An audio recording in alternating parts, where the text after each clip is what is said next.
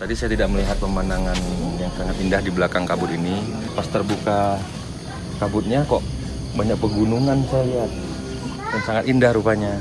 Nah di situ kalau nggak salah nanti ada Candi Borobudurnya gitu.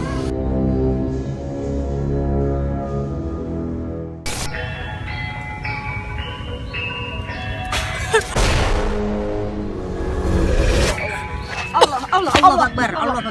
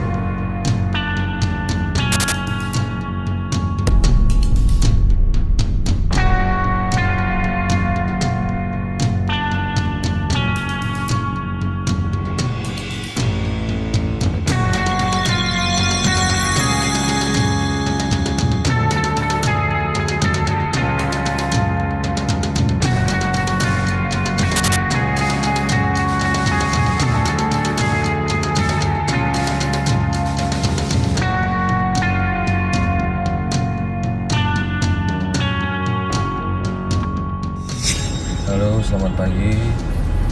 Salam dari Candi Borobudur. Kita ingin melihat terbitnya matahari atau lebih keren dikatakan sunrise.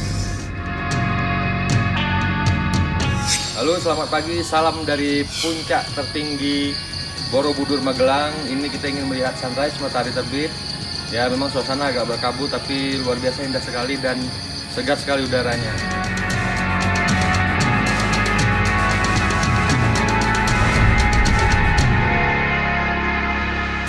Tadi saya tidak melihat pemandangan yang sangat indah di belakang kabut ini. Tadi itu tertutup kabut semua. Nah, habis foto-foto berapa kali, pas terbuka kabutnya kok banyak pegunungan saya lihat. Dan sangat indah rupanya. Nah di situ kalau nggak salah nanti ada Candi Borobudurnya gitu. Namun Candi Borobudurnya belum terlihat karena masih tertutup kabut. Nah ini sementara pemandangan pegunungan di puncak tertinggi Borobudur Magelang. Sekian, terima kasih.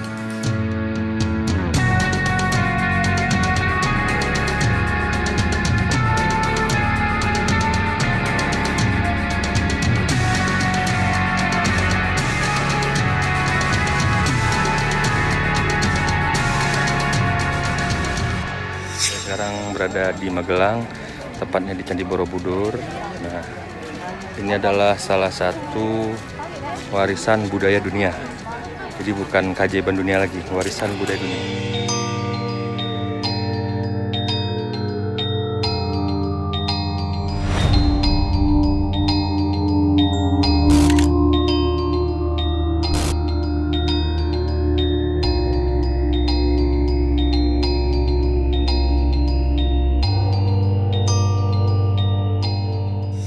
Saya sudah bersama dengan Bapak Yulianto, seorang tour guide di sini yang mengetahui tentang sejarah Candi Borobudur. Bisa diceritakan Pak, ini Candi Borobudur didirikan tahun berapa dan siapa sih yang membangun candi ini?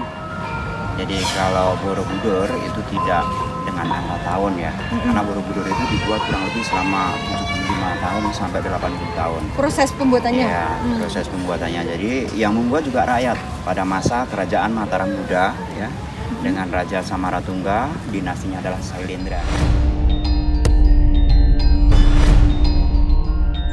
Ada cerita-cerita misteri nggak Pak di dalam Candi Borobudur sendiri yang pernah Bapak dengar? Borobudur itu kalau malam ditutup, jam 5 sudah ditutup. Jadi kalau cerita misteri sampai saat ini belum pernah mendengar ya. Karena Borobudur itu hanya dilihat dengan CCTV. Petugas sendiri kan tidak naik ke Borobudur, tidak boleh naik ke Borobudur patrolinya, hanya di bawah saja. Jadi kita tidak pernah mendengar cerita apa tentang ada di Borobudur. Yang pasti karena dilihat dengan CCTV. Tapi waktu itu pernah saya dengar cerita ada rombongan tur dari anak sekolah yang di antara mereka ada yang kesurupan Pak. Katanya gara-garanya dia masuk ke Borobudur, nggak boleh pegang ini, nggak boleh pegang itu. Ternyata dia nekat pegang terus terjadi kesurupan. Kenapa itu bisa terjadi Pak? Ya memang sampai saat ini masih sering seperti itu ya. Jadi kalau misalnya kita naik Borobudur itu ya hanya kita yang pasti itu kan kita jaga sopan santunnya aja, etika saja. Insya Allah tidak ada apa-apa. Selama ini memang banyak juga ada anak sekolah. Yang paling sering anak sekolah Kesurupan ya? itu kesurupan ya. Guru juga ada, rombongan sekolah, rombongan umum juga ada juga. Yang kesurupan ya. Baik yang di bawah maupun yang di atas Borobudur itu memang masih ada. Kalau menurut Bapak penyebabnya karena mereka tidak mengikuti peraturan di sini atau bagaimana, Pak? Ya biasanya mereka tidak mengikuti peraturan di sini. Jadi melakukan satu kesalahan gitu ya. Kesalahan itu kan kayaknya kita anggap sepele tapi sebenarnya kesalahan fatal ya. Kita kan nggak boleh manjat-manjat, nggak boleh memindahkan susunan batu. Itu termasuk menyalahi aturan. Iya.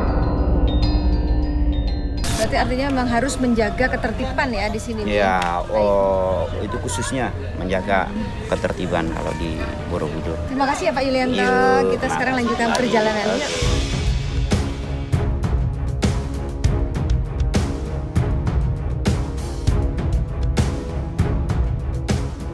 Borobudur itu berasal dari kata boro dan budur.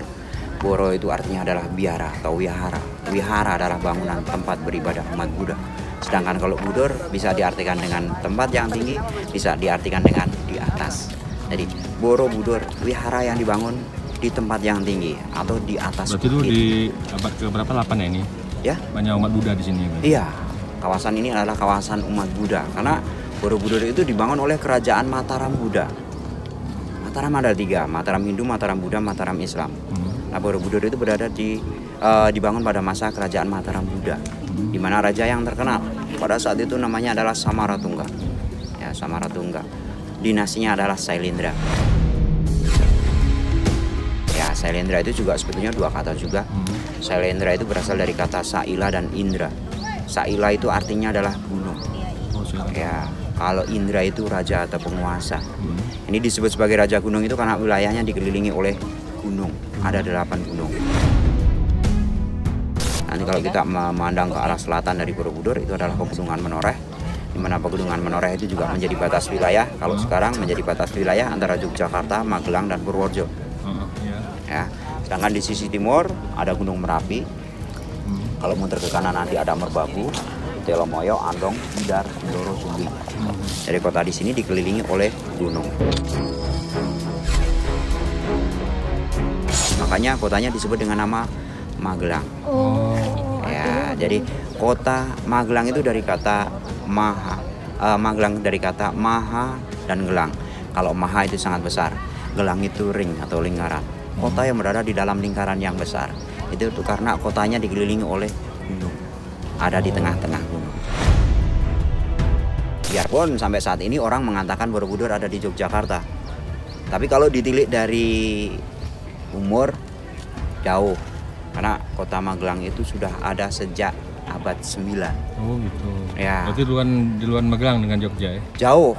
Jogja itu kerajaan bahkan, di bawah dia lah gitu ya? Ya, bahkan 950 tahun lebih tua kota Magelang. Kota Magelang itu kota tertua kedua di Indonesia ya, yang perlu diketahui. Kota Magelang itu kota setelah Palembang. Ya, yang pertama adalah kota tertua, yang pertama adalah Palembang, yang kedua adalah Magelang. Nah, pada tahun 1006 itu pernah meletus dengan dahsyat gunung berapi tadi, sehingga abu vulkaniknya ini mengubur Borobudur, dan gempa vulkaniknya ini mengakibatkan batunya pada jatuh, termasuk juga patung-patungnya. Jadi kalau kita melihat Borobudur ya, batunya masih banyak yang kurang, patungnya banyak yang cacat. Ini faktor utama adalah alam, letusan gunung berapi yang terjadi pada tahun 1006. Sedangkan faktor keduanya adalah faktor manusia juga, vandalisme. Pada masa penjajahan dulu belum lahir Undang-Undang Cagar Budaya. Jadi orang kalau naik Borobudur pada masa itu, mereka biasanya kalau turun apabila butuh souvenir akan memenggal kepala patung Buddha untuk dijadikan souvenir. Dan Borobudur ini terkubur oleh abu vulkanik selama 800 tahun. 800 tahun terkubur? 800 tahun. Tidak pernah ada yang kunjungi? Yang dimaksud terkubur itu bukan terus berarti Borobudur itu berubah bukit, tidak ya. Borobudur itu tetap kelihatan, cuma di situ banyak tanah pada setiap lantai, terus banyak di tanah tadi tumbuh banyak pohon. Nah, sehingga Borobudur itu kesannya adalah terkubur. Jadi terkubur bukan berarti tidak kelihatan sama sekali, itu tidak.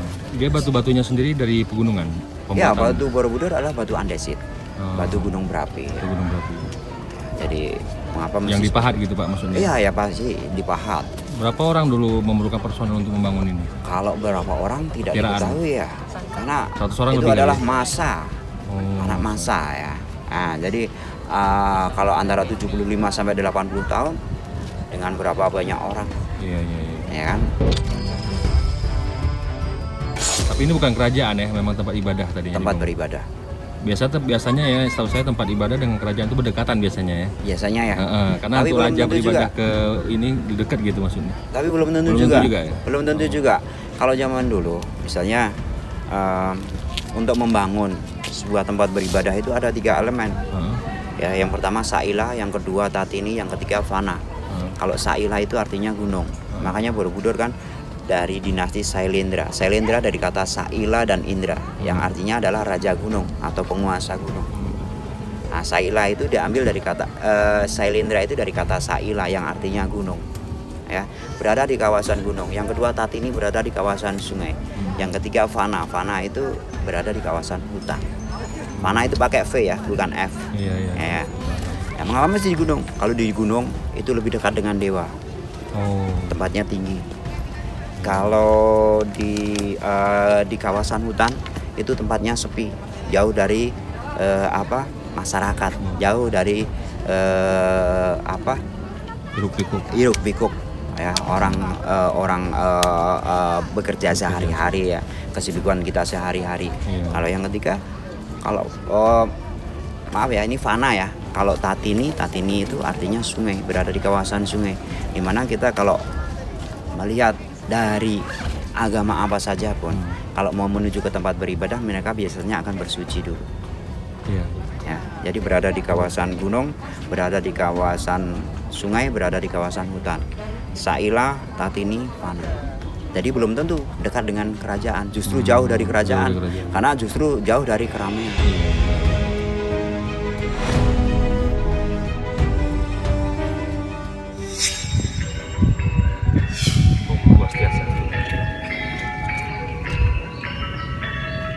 Kamu sebagai apa di sini? Penari Jepang. Penari Jepang untuk di Borobudur. Namamu siapa? Raden Ayu Ningsih.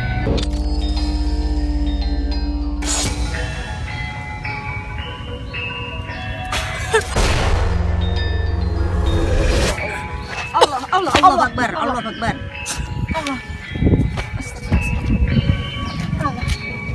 Halo. Assalamualaikum. Om Swastiastu.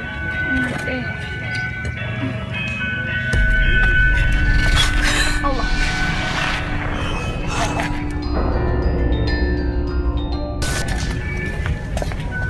Yang bangun Candi Borobudur ini siapa?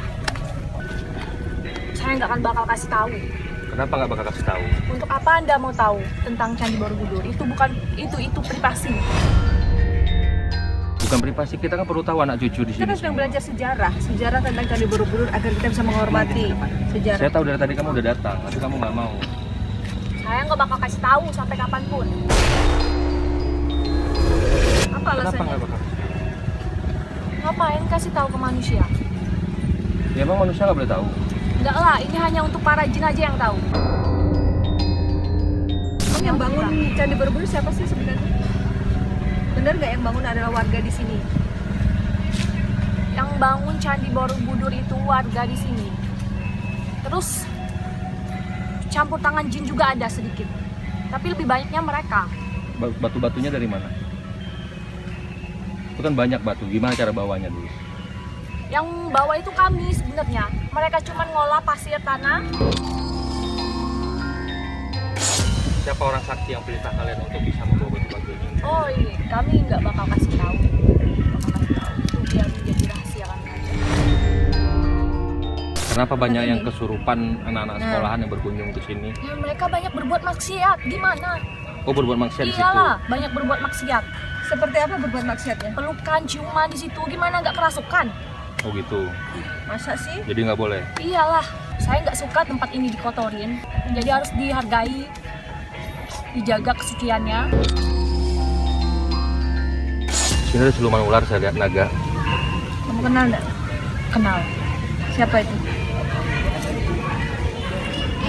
Nyi Ratu Loro Kidul. Untuk memantau kalian. Kamu memantau kami? Kamu memantau kami? Kenapa memantau kami? Ya nggak apa-apa, dia cuma pengen tahu aja. Oh. Dia nggak ganggu kok, dia baik. Ratu Kidul baik. Malahan Ratu Nyi Roro Kidul pengen nyelamatin anak ini. Karena ini. Iya, Kenapa harus diselamatin anak ini? iyalah karena anak ini baik kan. Di badannya kan pengaruh jin gitu, jin jahat dari Bangka Belitung. Bisa nggak saya ngobatin dia? Bisa kan? Insya Allah bisa. Sampai sembuh bisa ya? Insya Allah bisa. Kita bantu juga. Iya. Karena anak ini baik kan. Ada hubungan nggak saya menyeror gitu? Masih Dari mana? dari langit ya. Silsilah keturunan ada hubungan nggak? Masih ada sih keturunan. Sila keturunan masih ada Panglima sama Nyi Roro Kidul. Ada kan dari Aceh, Nyiro itu dari Jawa Tengah. Jawa Barat. Dari silsilah keluarga. Termasuk Siliwangi. Ya, Prabu Siliwangi.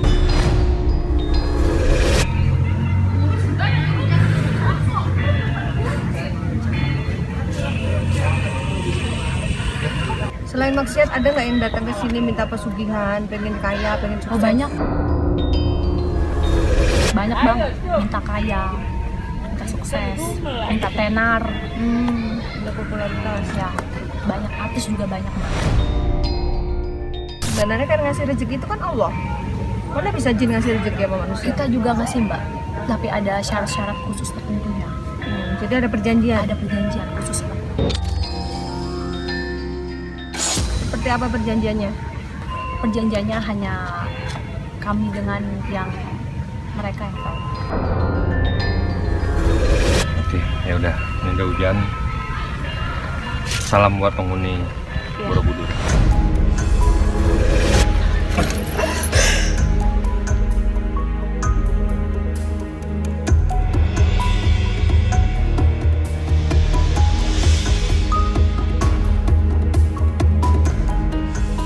Ya Sobat Mata Langit, kita sudah mendengarkan penjelasan dari Guide Candi Borobudur, Bapak Yulianto, yang menjelaskan sejarah dari candi ini. Siapa yang membangun, kenapa namanya adalah Candi Borobudur, mengapa ada di wilayah Magelang, semuanya sudah kita dengar. Dan ini bukti bahwa negara Indonesia ini memiliki sejarah budaya bangsa yang luhur. Salah satunya adalah Candi Borobudur ini. Dan kita sudah melakukan proses mediumisasi juga untuk menguak siapa sebenarnya yang membangun Candi Borobudur ini. Nah, kita sudah sampai kepada kesimpulan dari penelusuran kita. Silakan Bang Imam. Ya, kalau kesimpulannya menurut saya yang pertama adalah berusaha selalu untuk menghargai warisan budaya Leluhur, dunia, ya, betul. ya, Warisan yang budaya bangsa ini Bang Imam. yang termasuk dalam salah satu keajaiban dunia ya, keajaiban dunia, dan jangan berperilaku yang menyimpang di tempat tersebut. Nggak boleh sombong aku situ Bang Imam ya. Ya, termasuk itulah tadi, tidak boleh sombong dan selalu berusaha untuk kita banggakan Betul. tempat-tempat yang memang mempunyai nilai yang sakral. Apalagi ini diakui oleh dunia loh. Ya. Masa kita yang bangsa Indonesia sendiri tidak bangga Ya. dan tidak merawat peninggalan budaya bangsa ini. Benar sekali. Ya, semoga penelusuran kita hari ini memberikan manfaat dan juga menjadi inspirasi bagi Anda semua. Dan kami mengucapkan terima kasih sebanyak-banyaknya untuk Sobat Mata Langit yang sudah subscribe, like, komen, dan share channel ini. Jangan lupa untuk sampaikan kepada sahabat, saudara, dan keluarga agar kita selalu bisa berbagi kebaikan. Karena kami akan terus melacak dan menelisik jejak mistik lewat Mata Langit.